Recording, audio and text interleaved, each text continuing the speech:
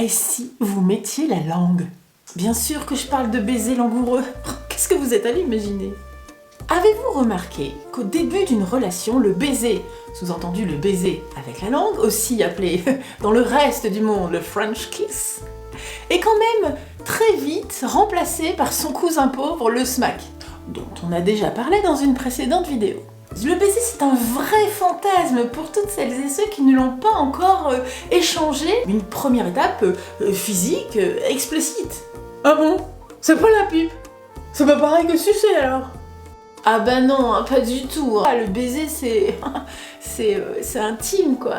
Physiquement, il implique la bouche tout entière, les lèvres, la langue, mais aussi la salive plus ou moins présente. Alors, si vous ne l'avez jamais donné ou reçu, ou si vous l'avez simplement oublié, cette vidéo est pour vous.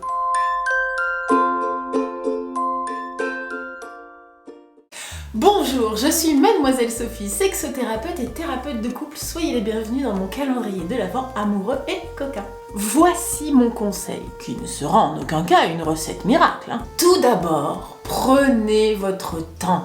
Le baiser a la réputation d'être langoureux et quand on parle de langueur, on parle de lenteur.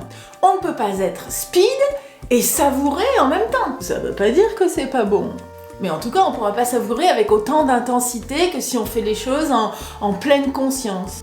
Ah ouais, d'accord, je comprends. C'est un peu comme comparer le sandwich que je mange dans mon camion le midi parce que j'ai pas le temps et quand de temps en temps je me fais une bonne table et que là je prends le temps. Voilà, c'est ça. Dans les deux cas, potentiellement, ce sera bon, mais l'intention n'est pas la même et je vais pas déguster pareil. Ouais, mais dans les deux cas, je mange, hein. Oui.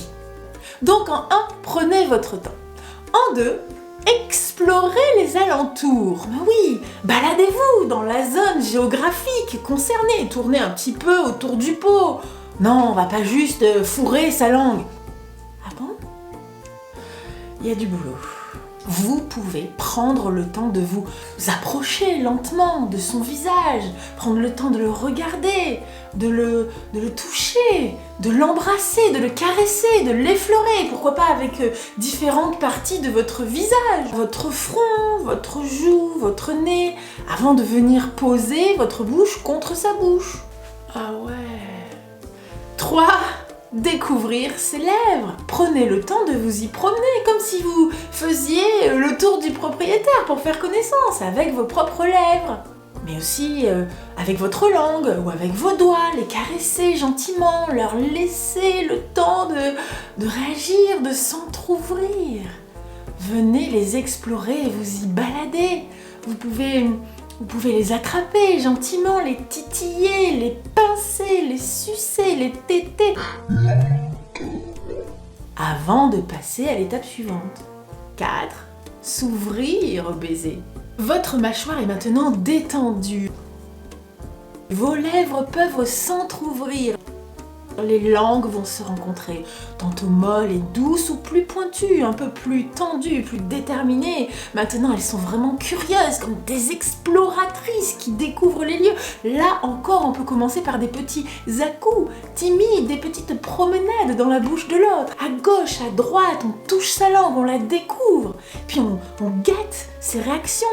On vient la caresser avec notre propre langue, on en sent la texture, l'humidité. Et ensuite, elles commenceront à danser. Hein? Quoi?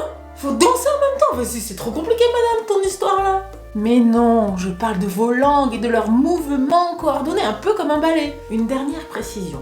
Pendant ce baiser, pendant tout ce temps-là, vous pouvez garder les yeux ouverts, vous pouvez les garder mi-clos ou carrément les fermer pour mieux focaliser sur toutes ces sensations. Enfin, il est probable que le reste de votre corps ne restera pas immobile et figé. Mais c'est tant mieux, cela ajoutera encore aux sensations fortes. Vos bras peuvent enlacer, vos mains peuvent se balader, votre corps tout entier peut venir se serrer contre son corps, etc., etc. Vous avez pris des notes?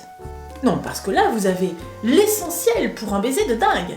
Soit pour vous lancer pour la première fois, soit pour vous y remettre. Allez lutin, on s'embrasse et moi je vous dis à demain pour un nouveau conseil amoureux et coquin. Ciao ciao!